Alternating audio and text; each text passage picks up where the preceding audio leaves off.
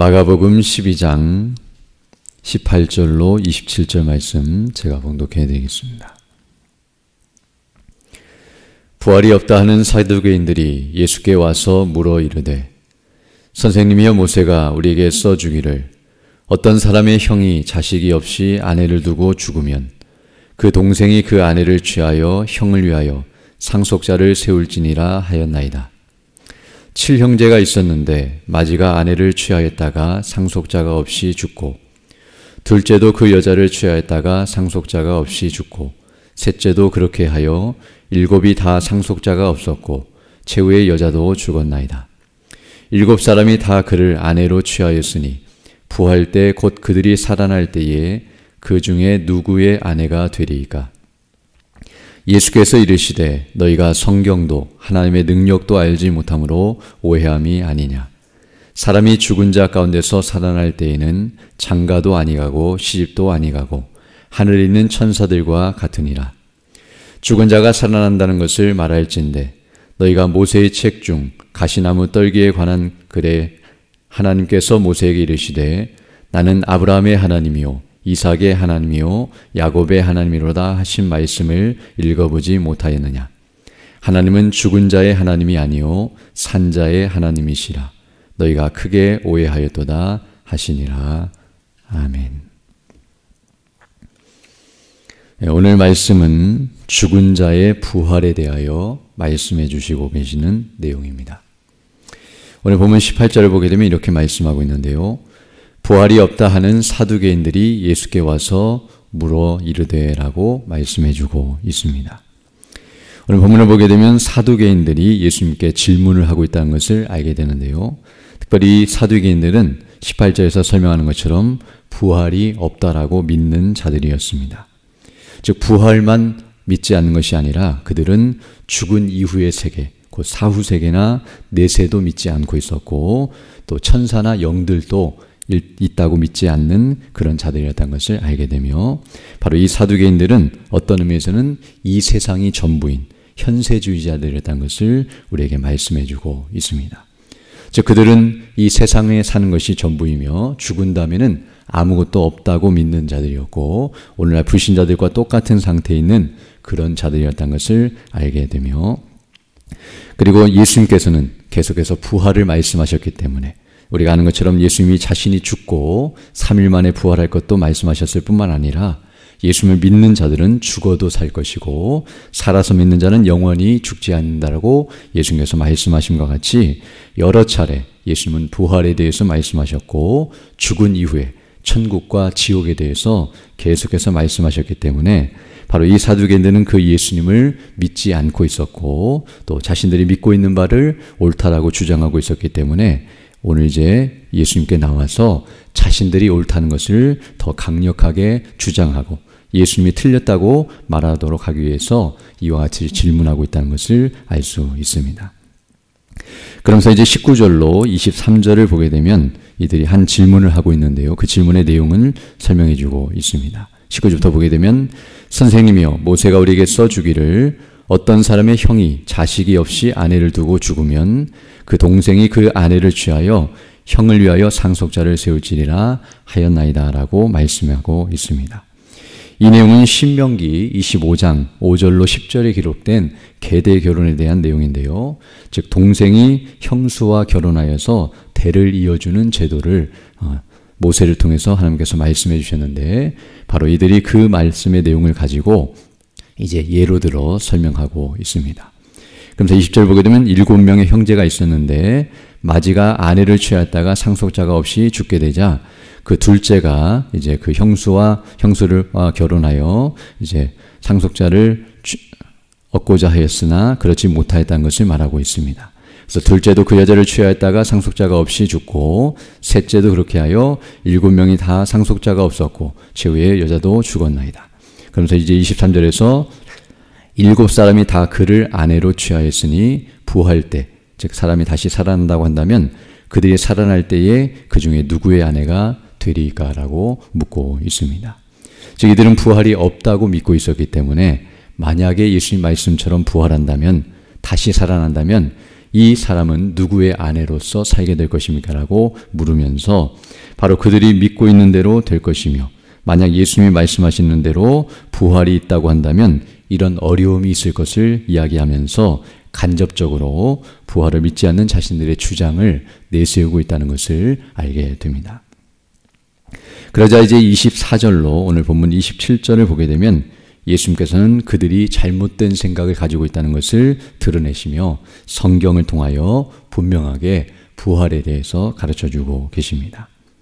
24절부터 보게 되면 이렇게 말씀하고 있는데요. 예수께서 이르시되 너희가 성경도 하나님의 능력도 알지 못함으로 오해함이 아니냐 라고 말씀하시면서 25절에서 사람이 죽은 자 가운데서 살아날 때에는 장가도 아니가고 시집도 아니가고 하늘에 있는 천사들과 같으니라 라고 말씀해 주고 있습니다. 먼저 예수님께서는 부활 이후의 삶, 곧 사람이 죽은 다음에 다시 살게 될 때의 그 사후세계, 내세의 세계에서는 지금 우리가 살고 있는 이 세상의 삶과 즉 현세와는 전혀 다른 삶이라는 것을 먼저 가르쳐주고 계십니다. 즉 이 땅에서는 우리가 먹고 마시고 시집가고 장가가고 자녀를 낳고 기르며 일하면서 살아가는 삶을 살고 있지만 죽은 다음에 부활하게 될 때에 즉 천국과 지옥에서는 이런 생활을 하지 않는다는 것을 우리에게 가르쳐주고 있으며 더 이상 먹고 마실 이유가 없고 장가가고 시집가며 이 땅에서 살아가는 이런 삶의 방식을 추구하지 않게 될 것을 분명하게 말해주며 천사처럼 그와 같이 독립적으로 개별적으로 살아가게 된다는 사실, 물론 함께 살고 또 함께 있지만 그러나 이 땅에서 사는 것처럼 가족을 이루거나 또 그런 형태를 가지고 살아가는 것이 아니라는 것을 말해주고 있습니다. 그리고 더 나아가서 이제 예수님께서는 26절로 27절에서 죽은 자가 부활한다는 것, 즉 살아난다는 사실에 대해서 성경이 이미 말하고 있고 구약 성경에서 그것을 증거하고 있다는 사실을 말해주고 있는데요.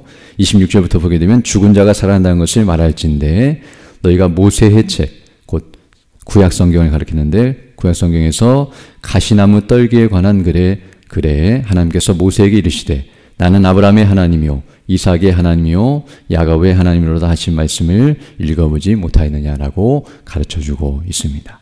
이 사건은 우리가 아는 것처럼 하나님께서 모세를 부르실 때에 떨기나무 가운데서 나타나셔서 말씀하신 내용인데요.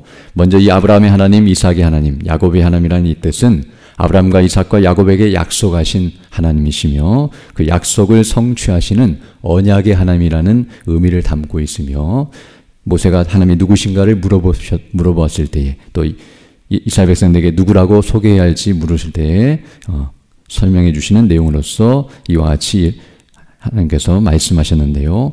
그러나 그 말 속에는 또 다른 의미도 있다는 것을 예수님께서 말씀하시므로 오늘 본문이 그 내용을 가르쳐주고 있는데요. 27절 보게 되면 하나님은 죽은 자의 하나님이 아니요 산 자의 하나님이시라 너희가 크게 오해하였도다 하시니라 라고 말씀하므로 바로 아브라함의 하나님, 이삭의 하나님, 야곱의 하나님이란 이 말 속에는 지금도 그 말씀하실 그 당시에도 아브라함이 살아있고 이삭이 살아있고 야곱이 살아있다는 의미도 들어있음을 가르쳐주고 계십니다. 즉 모세 때에는 이미 아브라함도 이삭도 야곱도 다 죽은 상태이지만 그러나 그들이 죽었기 때문에 하나님께서 나는 아브라함의 하나님이었다라고 과거형을 쓰지 아니하시고 현재형으로 아브라함의 하나님이시다. 지금도 아브라함이 살아있고 내가 그 아브라함의 하나님이라고 말씀하심으로써 아브라함이 죽었지만 살아서 지금 천국에 있음을 이와 같이 드러내시고 계심을 알게 되며 바로 하나님께서는 이와 같이 죽은 자의 하나님이거나 또 사람이 죽으면 끝나는 것이 아니라 반드시 살아나고 그리고 하나님 앞에 살아있다는 사실을 이와 같이 증거해 주고 있음을 우리에게 말씀해 주고 있습니다. 이와 같이 오늘 본문의 말씀을 통하여 우리는 다시 한번 인생의 무지와 무능력함을 다시 한번 깨닫게 됩니다. 즉 부활과 관련하여서 오늘 본문을 보게 되면 이 사두개인들이 어떤 의미에서 정치적으로나 종교적으로 그리고 세상적으로는 뛰어난 사람들이었지만 이렇게 영적인 면에 있어서나 또 부활과 관련해서는 아무것도 알지 못하고 그리고 아무것도 할 수 없는 상태에 있다는 것을 우리에게 가르쳐주고 있습니다. 근데 더 심각한 것은 알지도 못하고 할 수도 없음에도 불구하고 아는 척하고 있고 제멋대로 행동하고 있는 그런 악한 모습을 우리에게 보여주고 있습니다. 즉 아무것도 알지 못하면서도 마치 자기들이 모든 것을 알고 있고 그리고 아무것도 할 수 없으면서도 모든 것을 할 수 있다고 생각하며 헛된 교만함 가운데 있는 어리석은 모습을 보여주고 있는데요. 마치 자기들이 예수님보다 지혜롭고 능력 있다고 생각하면서 예수님을 가르치려 하고 있고 그리고 예수님을 누르려고 하고 있고 예수님의 생각과 그 뜻을 꺾으려고 하고 있는 악한 모습을 보이고 있지만 결코 그럴 수 없다는 사실을 우리에게 가르쳐주고 있습니다.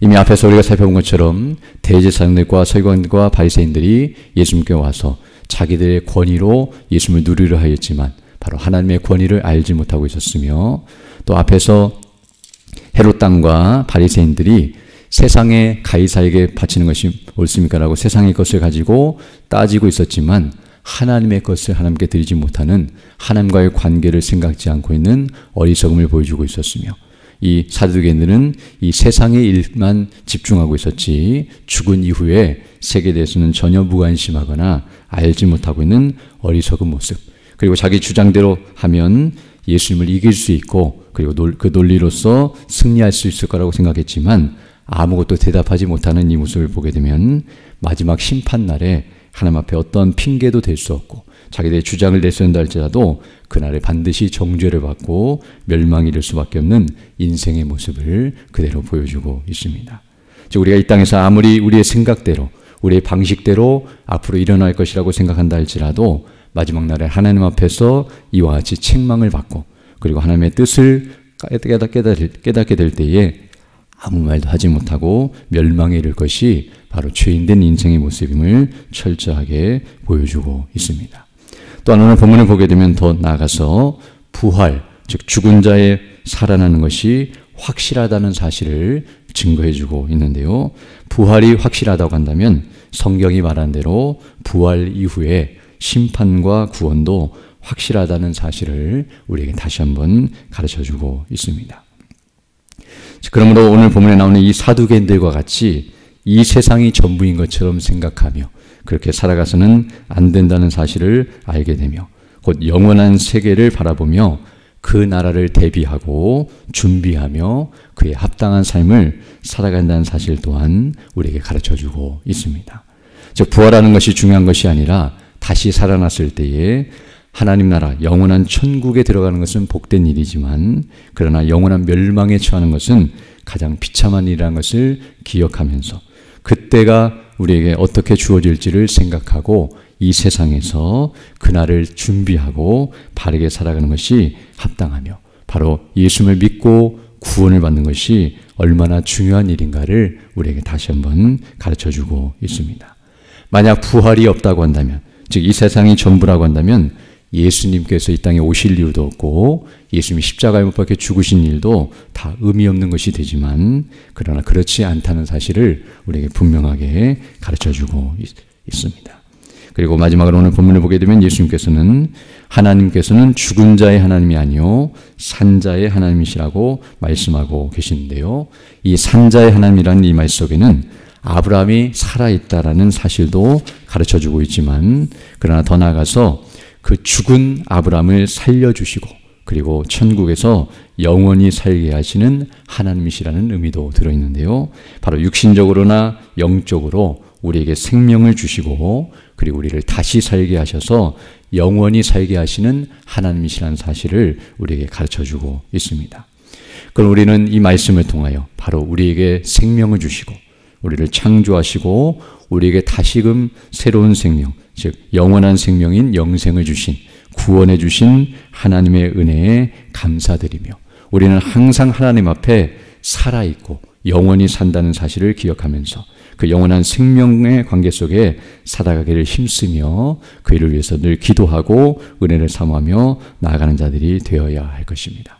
지금도 하나님은 살아계셔서 우리를 보고 계시고 알고 계시며 우리가 그 하나님 앞에 있다는 사실을 기억하고 죽은 이후에도 우리가 다시 부활하여 영원토록 그 하나님 앞에 산다는 것을 기억하면서 우리가 하나님과 함께 영원히 사는 자들로서 또 그리스도와 함께 사는 자들로서 성령의 충만함 가운데 오늘도 그런 은혜를 달라고 간구하고 믿음 안에 견고하게 서서 나가는 우리 모두가 되어야 할 줄로 믿습니다. 이런 은혜를 달라고 간구하며 살아가는 복된 한 해 되기를 간절히 소망합니다. 함께 기도드리겠습니다. 거룩하시고 자비로우신 아버지 하나님, 감사를 드립니다. 오늘 하루도 하나님의 은혜 가운데 시작하게 하시고 또 주신 은혜와 능력 안에서 믿음으로 하루를 살아갈 수 있도록 은혜 베풀어 주심을 인하여 감사를 드립니다. 오늘도 우리에게 시간을 주시고 물질을 주시고 건강을 주신 이유와 목적이 무엇인지를 다시 한번 기억하면서 하나님 앞에서 살아감을 기억하고 주께서 맡기신 사명을 바르게 잘 감당할 수 있도록 우리에게 지혜와 능력과 성령의 충만함을 주셔서 우리의 세월을 아끼고 주의 뜻이 무엇인지를 분별하며 이 악한 세대 가운데서 복음을 증거하며 주의 뜻을 따라 순종하며 주님 오실 그날까지 맡기신 사명을 바르게 잘 감당하며 나아가고 마지막 날 주님 앞에 칭찬을 받는 믿음의 일꾼들 다 될 수 있도록 은혜를 더하여 주옵소서. 특별히 연약한 중년 주 백성들 일일이 기억해 주시고 치료해 주시고 회복해 주셔서 더 건강한 모습으로 주의 일에 힘쓰는 믿음의 사람들 다 될 수 있도록 인도하여 주시며 우리 모든 성도들의 가정과 직장과 사업과 행하는 모든 일들의 은혜를 덧입혀 주셔서 주와 동행하며 주의 이름을 높이며 그 뜻을 이루어가는 복된 삶이 될 수 있도록 은총을 더하여 주옵소서. 이 시간 기도할 주의 성령께서 함께하사 믿음으로 주의 뜻을 간구하는 귀한 시간 되게 하시고 그 뜻을 따라 살아가는 복된 하나가 될 수 있도록 은총을 더하여 주옵소서. 우리 구주 예수님 이름으로 기도드립니다. 아멘. 하늘에 계신 우리 아버지, 아버지의 이름을 거룩하게 하시며 아버지의 나라가 오게 하시며 아버지의 뜻이 하늘에서와 같이 땅에서도 이루어지게 하소서. 오늘 우리에게 일용할 양식을 주시고 우리가 우리에게 잘못한 사람을 용서하여 준 것 같이 우리 죄를 용서하여 주시고 우리를 시험에 빠지지 않게 하시고 악에서 구하소서. 나라와 권능과 영광이 영원히 아버지의 것입니다. 아멘. 기도하시고 들어가십시오.